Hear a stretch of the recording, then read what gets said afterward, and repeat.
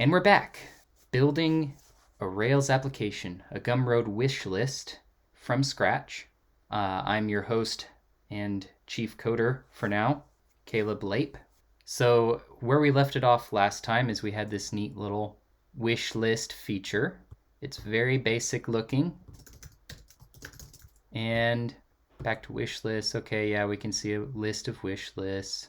We can delete one, delete another one. Okay, so this is a basic Rails application.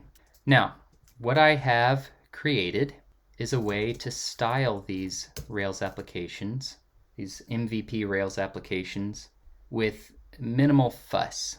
And what I'd like to be able to do is still use the handy Rails scaffold helpers, but also get something that looks just a little bit more polished than this. Okay, there's the repository. This is where I like to keep template files. Here we go. So this is MVP.css. There are any of a number of these kinds of frameworks out there. You can just search for MVP.css frameworks, and I'm sure they'll come up with a nice list of them.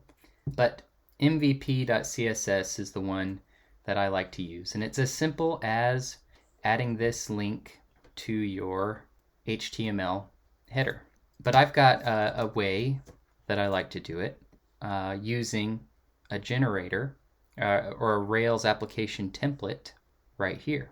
So this basically just copies a standard one that's built into one of the Rails gems and adds the MVP CSS link right into your layout, your application layout for you. And it also adds these templates, which are just basic styling to get you headed in the right direction using MVP CSS right off the bat when you're scaffolding. So now that you've seen some of the technical details behind the library and maybe some of the reasoning why I built our template for adding MVP CSS, let's get right to it. So I'm going to open up our directory.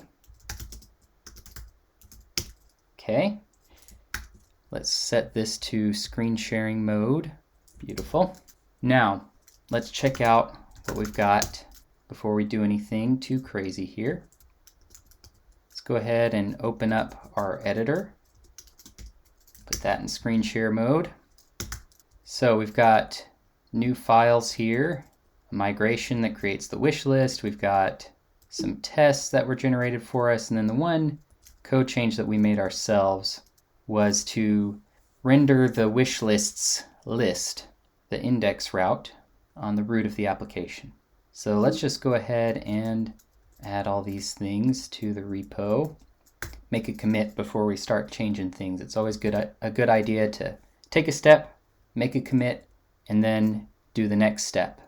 Even if you're pretty sure that what you have now isn't what you're going to end up with, it's nice to have that backup plan to just undo everything and go back to where you were before when you knew it was at least working a little bit.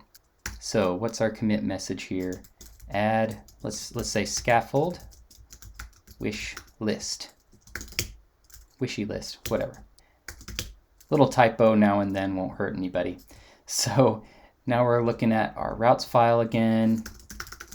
We got a clean branch here. Let's take a look at the ways that you can go about doing this. Because if you look at, let's just look at the wish list directory. It's already created our views and they already have the default HTML in them. If we want to then restyle them, we're going to have to either manually edit all the files ourselves, or since we haven't made any changes to the defaults, we could actually run the scaffold again and have it regenerate those files. The command for installing the template, we can look at it in the Rails guides. You navigate here and you go to templates right here and extending Rails. So now we can go to application templates, which is number 8 here. And here is the command that we run. If you're creating a new application with the template, you can do your usual Rails new command and then add -m template. But we have an existing application, so are we sunk? So the documentation for Rails application templates actually has its own guides page. And right at the top of it, you can see you can generate a new Rails application from scratch using a template. And you can also use the app template generator command and pass a location to the template that you want to run. This is the way that you can run some Rails new application templates and install them into your existing Rails application. So let's take this command right here. And in another terminal window, we're going to navigate to the Rails template directory, say MVP.css RB. So let's just go ahead and copy that into the clipboard. We'll erase this, and there we are. Let's run it and see what happens. All right, looks like it worked. Style sheet link tag was added, so that's good. Now we're using MVP.css. Let's see if it did anything to our application without making any changes.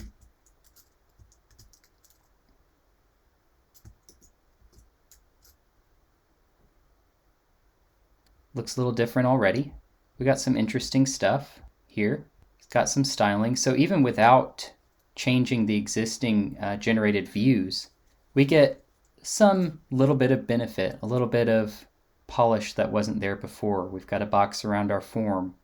We've got a little bit of styling on our fields, some spaces in between them. So there's some nice differences going on here, but we can actually do a little bit better. So in the spirit of making small incremental changes, MVP.css. Okay, now we have a couple options. We can run Rails destroy, what did I call it? Wishlist. Oh, scaffold. So now we have that. That's a little bit aggressive for our needs. All we need to do is delete and regenerate the views. So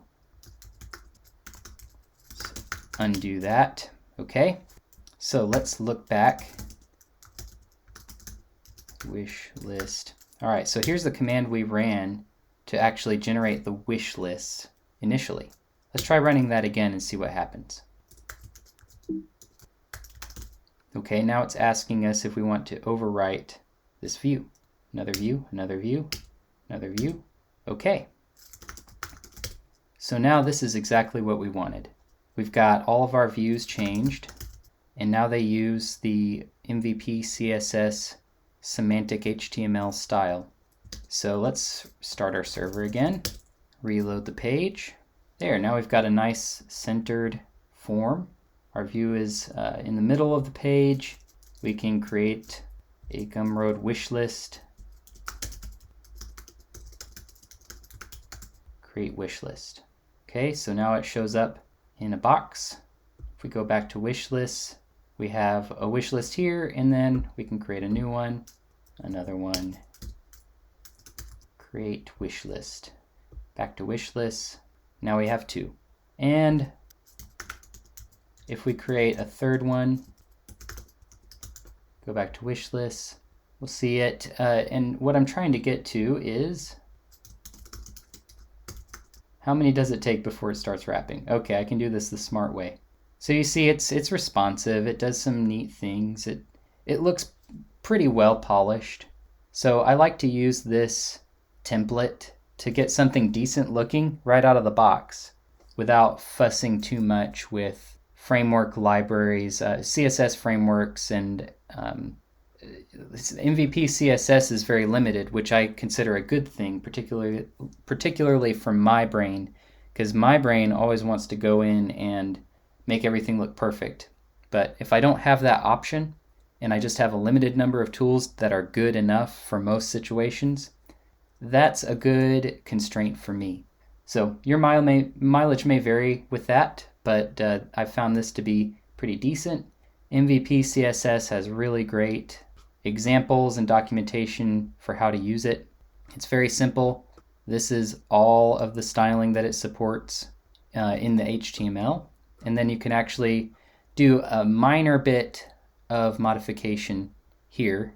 You can change things like fonts and colors and the widths of cards, things like that. So if you have other needs or other little particulars, you're not totally left in the lurch there. You can use these CSS variables to make minor changes and give your project just enough uniqueness, just enough of your own creative flair to be interesting. So now we have wish lists, but they're not very useful because if I click on one, there's no way to add things to it. So I think we all know what the next step is for our application. See you next time.